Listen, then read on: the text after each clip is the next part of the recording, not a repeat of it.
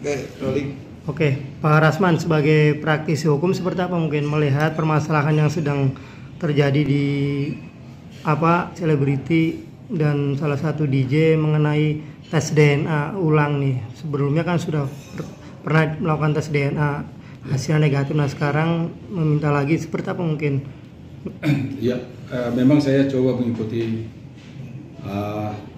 cerita tes DNA itu ya.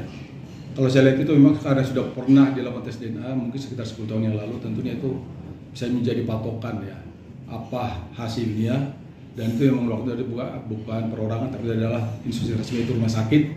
Tentunya mereka yang mau datang ke rumah sakit adalah hasil kesepakatan mereka.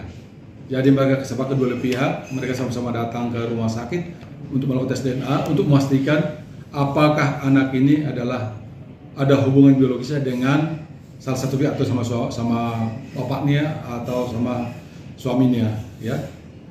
Jadi tentunya ini adalah menjadi patokan hasil tes DNA. Jadi kalau saya lihat ini ada permintaan lagi untuk tes DNA kedua, saya kira itu adalah tidak terlalu baik buat anak ya, karena anak sekarang ini perlu pertumbuhan, perlu dijaga juga bagaimana fisiologisnya di lingkungannya, khususnya di sekolah. Karena saya lihat ini dia sudah semakin gede ya, jadi jangan anak jadi ke bawah-bawah. Harusnya kedua orang ini, kedua pihak ini harus mematuhi dan melihat apa yang sudah keluar hasilnya itu ya, itu aja. Itu menurut pendapat saya ya. Bagaimana dengan sikap laki-laki yang akhirnya mengambil keputusan untuk melaporkan dengan dugaan pencemaran nama baik nih, karena sekarang kan udah memiliki keluarga dan berbeda dengan kejadian dulu nih Bang, gimana Bang? Iya, ya memang begitu ya, karena memang sebelumnya mungkin dulu terjadi itu karena dia belum punya keluarga, belum punya istri, dan karena dia mungkin merasa pernah berhubungan suami istri, makanya dia mau melakukan tes DNA dan sudah ada hasilnya. Tentunya setelah sekarang dia sudah berumah tangga, punya istri, ada keluarga besar, ada orang tua, tentunya itu akan membuat keluarga semakin nggak nyaman ya.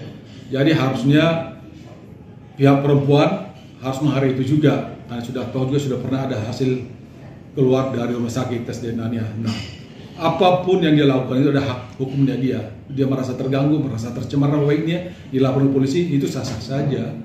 Tapi mengenai apakah itu terpenuhi unsur pidananya, itu nanti biarlah penyidik yang berwenang buat itu. Tapi kalau saya selaku praktisi hukum dan sekaligus sebagai akademisi juga ya, saya lihat di sini tidak ada pidananya, unsur pidananya. Kenapa? Karena toh juga sebelumnya memang sudah terekspos ini, dan sebelumnya sudah pernah diminta supaya dilakukan tes DNA. Jadi hanya mungkin sekarang ini karena memang merasa terganggu, dia udah punya istri, punya orang tua, yang dia mengambil sikap buat laporan itu sah-sah saja.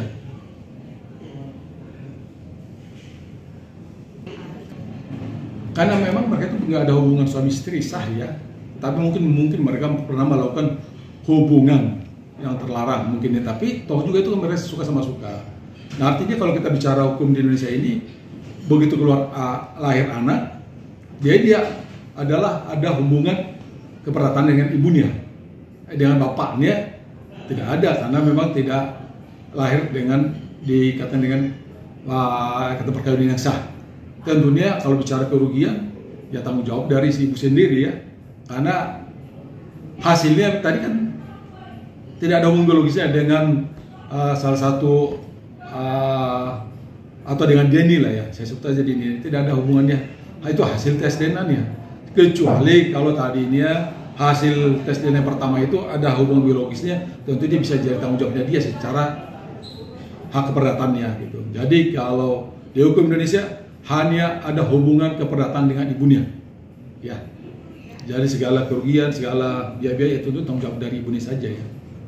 Bang, kalau dulu kan tes DNA-nya dari satu pihak nih, pihak rumah sakit, dan dokternya dari pihak sang laki-laki. Nah sekarang perempuan pengen dari yang perempuannya sendiri nih Bang, gimana Bang? Dan dulu kan sempat ada pembicaraan bahwa boleh melakukan tes DNA lagi apabila diperlukan, gimana Bang?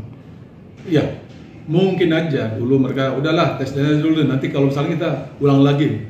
Tapi toh juga kalau memang Denny tidak mau dites DNA untuk kedua kali, itu haknya dia, tidak ada sanksi pidananya, itu haknya dia. Jadi mungkin aja mereka dulu pernah bersepakat secara lisan, ya udahlah. Tapi sekarang tes pertama ini pakai dokter ini dulu, pakai rumah sakit ini mungkin aja. Tapi tentunya dengan perkembangan ini setelah sekian tahun diminta tes kedua, si laki-laki tidak mau, nggak ada sanksi pidananya. Ini menurut saya begitu, nggak ada pidananya. Dia berhak untuk menolak itu lebih tegasnya ya. Oke, abang tadi bilang kasihan untuk dampak negatif psikologi anak. Nah, gimana menurut abang solusi terbaik nih buat mereka berdua, bang? Nah, itu tadi solusinya sebetulnya itu ibunya lah ya. Ibunya ini nggak usah lagi diribut-ributin, apalagi masuk media terekspos seperti ini, kasihan nanti sana gini. Apapun namanya, satu-satunya dia harus udah tutup aja ini. Tahu juga sudah ada hasilnya, hasil tes DNA pertama, udah tutup aja. Jangan ini dibawa-bawa, kita nggak tahu ya. Apalagi sekarang ini udah tahun politik sekarang ini, kita nggak tahu. Jadi jangan sampai ada dibawa-bawa anak ini, karena dia juga punya hak untuk bertumbuh, berkembang sesuai dengan umurnya ya. Jadi jangan karena perselisihan antara ibunya dengan Denny yang pernah melakukan hubungan terlarang, jadi anak ini, kasihan anak ini adalah jangan menjadi korban lagi. Dia juga korban tapi jangan sampai dikorbankan lagi lah. Ya menurut saya mah ibunya harus sportif aja, ya udah terima aja hasil DNA yang pertama udah.